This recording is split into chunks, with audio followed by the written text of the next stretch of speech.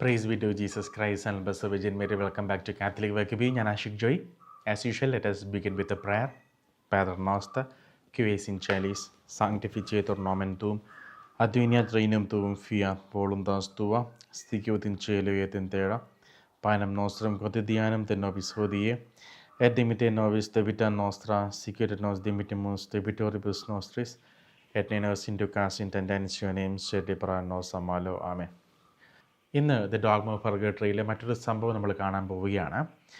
അത് ക്രാക്കോയിലെ വിശുദ്ധ സ്റ്റാനിസ്ലാവോസ് ഒരു പീറ്റർ മൈൽസ് എന്ന പേരുള്ള വ്യക്തിയെ ഉയർപ്പിക്കുകയുണ്ടായി, മരിച്ചവരിൽ നിന്നും ഉയർപ്പിക്കുകയുണ്ടായി. അതുമായി ബന്ധപ്പെട്ടൊരു സംഭവമാണ്. മറ്റൊന്നുമല്ല, ഇത് സംഭവിച്ചത് 1070-ലാണ്. ബോൾസ്ലാസ് രണ്ടാമൻ പോളണ്ട് ഭരിച്ചിരുന്ന കാലത്ത് സ്റ്റാനിസ്ലാവസ് ക്രാക്കോയിലെ ബിഷപ്പായിരുന്നു. 3 വർഷം മുൻപ് മരിച്ച പീറ്റർ മൈൽസ് എന്നയാളിൽ നിന്ന് പള്ളിക്ക് വേണ്ടി വാങ്ങിയ സ്ഥലത്തിൻ്റെ പേരിൽ സ്റ്റാനിസ്ലാവോസിനെതിരെ വ്യാജ ആരോപണം ഉന്നയിക്കപ്പെട്ടു. ഒരുപക്ഷെ ഈ വ്യക്തിയിൽ നിന്നായിരിക്കും വാങ്ങിച്ചിട്ടുണ്ടായിരിക്കുക, പീറ്ററിൽ നിന്ന്. അപ്പം അദ്ദേഹത്തിൽ നിന്ന് പള്ളിക്ക് വേണ്ടി വാങ്ങിയ ഈ ഭൂമിയുടെ പേരിൽ ഒരു വ്യാജ ആരോപണം ഈ ബിഷപ്പിന് നേരെ ഉയർന്നു. അപ്പം ഇന്നത്തെ കാലത്താണെങ്കിൽ നമ്മൾ എന്ത് ചെയ്യും? ഒന്നും ചെയ്യാനില്ല. പക്ഷെ അന്ന് അവർക്കൊരു ട്രൂ കാത്തലിക്സ് ആയതുകൊണ്ട് ഈ ബിഷപ്പ് എന്ത് ചെയ്യുന്നറിയോ? ഈ വിശുദ്ധ സ്റ്റാനിസ്ലാവസ് എന്ത് ചെയ്യുന്നു വെച്ചാൽ, ഈ പീറ്റർ ആരിൽ നിന്നാണോ തല സ്ഥലം വാങ്ങിയത്, ആ പീറ്റർ മൈൽസിൻ്റെ ശവകുടീരത്തിനടുക്കിൽ പോയിട്ട് യേശുനാമത്തിൽ എഴുന്നേക്കാൻ പറഞ്ഞു. ആ ശവം ജീർണിച്ച ശവശരീരങ്ങൾ കൂടിച്ചേർന്ന് ജീവൻ വെച്ച് അത് ശവക്കല്ലറിൽ എഴുന്നേറ്റ് നിന്നു. അങ്ങനെ സ്റ്റാനിസ്ലാവസ് ദൈവത്തോട് പ്രാർത്ഥിക്കുകയും 3 ദിവസത്തെ സമയം ചോദിക്കുകയും ചെയ്തു. 3-ാം ദിവസം അദ്ദേഹം പീറ്ററിൻ്റെ കല്ലറ തുറക്കുകയും മരിച്ചവനോട് എഴുന്നേൽക്കാൻ ആവശ്യപ്പെടുകയും ചെയ്തു. പെട്ടെന്ന് എല്ലുകൾ യോജിക്കുകയും ജീവൻ വെക്കുകയും ചെയ്തു. മരിച്ച മനുഷ്യൻ എഴുന്നേറ്റ് കോടതിയിൽ ചെന്ന് ബിഷപ്പിന് വേണ്ടി സാക്ഷി പറഞ്ഞു. ഞാൻ ഈ ചുമ്മാ ഒരു ഫെയറി ടൈലല്ല ഞാൻ പറയണത്. ഇങ്ങനെ ഇഷ്ടം പോലെ സംഭവങ്ങളാണ് കത്തോലിക്ക തിരുസഭയിലുള്ളത്. 1034 മരിച്ചവരെ ഉയർപ്പിച്ചവനാണ് വിശുദ്ധ വിൻസെൻ്റ് ഫെറർ. ഔദ്യോഗികമായിട്ട് അങ്ങനെ രജിസ്റ്റർ ചെയ്യപ്പെടാത്ത, ആരോരും അറിയാത്ത ഇഷ്ടം പോലെ വിശുദ്ധരുണ്ട് മരിച്ചവരെ ഉയർപ്പിച്ചത്. അപ്പോൾ അങ്ങനെ ഒരു സംഭവം മാത്രമാണിത്. മരിച്ചവൻ പോയിട്ട് കോടതിയിൽ പോയിട്ട് സാക്ഷ്യം പറയാണ്, ഇങ്ങനെയാണ് ബിഷപ്പ് നിരപരാധിയാണെന്ന്. അത്ഭുതം പൂർത്തിയാകാൻ വേണ്ടിയിട്ട് പീറ്ററിനോട് ബിഷപ്പ് പറഞ്ഞു, സ്റ്റാനിസ്ലാവോസ് പറഞ്ഞു, പീറ്ററെ, നീ കുറച്ച് വർഷം കൂടെ ഭൂമിയിൽ നീ ജീവിക്കണമെന്ന്.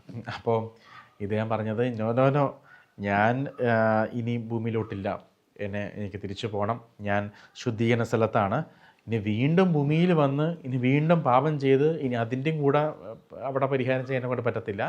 ഇവിടെ പാപച്ചായ്വുള്ളതാണ് ഈ ഭൂമി, അതുകൊണ്ട് ഞാൻ ഭൂമിയിലോട്ടില്ല, എന്നെ ശുദ്ധീകരണ സ്ഥലത്തോട്ട് വിടണം, എനിക്ക് വേണ്ടി പ്രാർത്ഥിച്ചാൽ മാത്രം മതി, അവിടെ നിന്ന് മോചനത്തിന് വേണ്ടി എനിക്ക് വേണ്ടി പ്രാർത്ഥിച്ചാൽ മാത്രം മതി എന്ന് പറഞ്ഞ് ഇദ്ദേഹം അനുമതി വാങ്ങിയിട്ട് പോവുകയാണ്.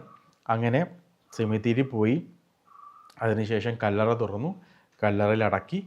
അപ്പോൾ തന്നെ ശരീരം പഴയതുപോലെ തന്നെ ദ്രവിച്ച അവസ്ഥയിലായി എന്ന് പറയുന്നു. അപ്പോൾ ശുദ്ധീകരണ സ്ഥലത്തെ കഠിനമായ വേദനകൾ അനുഭവിച്ച ഒരാത്മാവ് പോലും ഈ ലോകത്തെ ജീവിതത്തേക്കാൾ ആ ശുദ്ധീകരണ സ്ഥലത്തെ വേദന ഇഷ്ടപ്പെടുന്നു എന്നാണ് പറയണത്. അതായത് ഈ ലോകം പാപചായ്വ് നിറഞ്ഞതാണ്, ഇവിടെ വീണ്ടും വന്ന് വീണ്ടും പാപത്തിൽ ജീവിക്കാൻ ഞാൻ തയ്യാറല്ല. അവിടെ കാരണം ശുദ്ധീകരണ ആത്മാക്കളുടെ പ്രത്യേകത എന്ന് പറയുന്നത്, നോക്കൂ, ഇന്ന് ഈ പറയുന്ന ദിവസം ഇന്ന് ഞാൻ കുമ്പസാരിക്കുന്നു, കുഴപ്പമില്ലാതെ കുറച്ച് ആഴ്ചകൾ പോകുന്നു, വീണ്ടും പാപം ചെയ്യുന്നു, വീണ്ടും നമ്മുടെ കൃപ താഴോട്ട് പോകുന്നു, പിന്നെയും പാപം ചെയ്യുമ്പോൾ പിന്നെയും നമ്മൾ താഴോട്ട് പോകുന്നു. അപ്പോൾ നമുക്ക് ഏറ്റക്കുറച്ചിലുകളുണ്ട് നമ്മുടെ ആത്മീയ ജീവിതത്തിൽ. പക്ഷേ ശുദ്ധീകരണത്തിൽ ഒരു വ്യക്തിയുടെ പ്യൂരിഫിക്കേഷൻ ഒരേപോലെയാണ് പോകുന്നത്. കാരണം ആ വ്യക്തികൾ അവിടെ വെച്ച് പാപം ചെയ്യുന്നില്ല. ഇന്ന് ശുദ്ധീകരണ സ്ഥലത്ത് ശുദ്ധി ചെയ്യപ്പെട്ട ആത്മാവിൻ്റെ ശുദ്ധിയല്ല നാളെ, അത് കുറച്ചുകൂടെ ഒരു ഗ്രേഡ് കൂടിയിരിക്കുന്നു, ലെവൽ കൂടിയിരിക്കുന്നു. അപ്പോൾ അവിടെ നിന്നും ഒരു സ്റ്റഡിലി ഇൻക്രീസാണ് ഈ ശുദ്ധീകരണ ആത്മാവിനുള്ളത്. പക്ഷേ ഭൂമിയിൽ ജീവിതം അങ്ങനെയല്ല, വീഴ്ചകളും ഉയർച്ചകളും ആത്മീയ ജീവിതത്തിൽ ഇങ്ങനെ പോകുന്നു.